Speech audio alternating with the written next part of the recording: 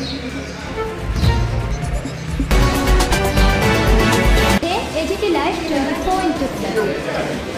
is AGT Live 227।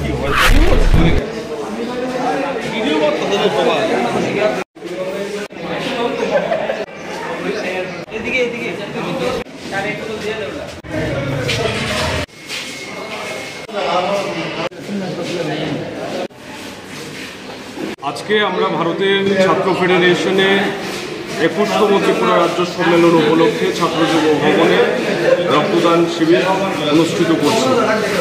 আমাদের সংগঠন তার 21তম রাজ্য সম্মেলন আগামী 30 এবং 31 মে কৈলাসহরে অনুষ্ঠিত করবে। এই সম্মেলনের মধ্য দিয়ে আমরা আমাদের সংগঠনকে আরও ব্যক্ত করার জন্য এবং বর্তমান সময়ে শিক্ষার ক্ষেত্রে সামগ্রিকভাবে আমাদের দেশ এবং রাজ্যের রাজনৈতিক পরিস্থিতি নিয়ে আলোচনা করব। আমাদের সংগঠনকে আরও প্রধান করার প্রশ্নে আমরা কিভাবে ভূমিকা পালন করতে পারি, কিভাবে স্কুলে কলেজে বিশ্ববিদ্যালয়ের ক্যাম্পাসে নতুনভাবে সংগঠনকে ছড়িয়ে দিতে পারি, তার জন্য পরিকল্পনা নেওয়া হবে।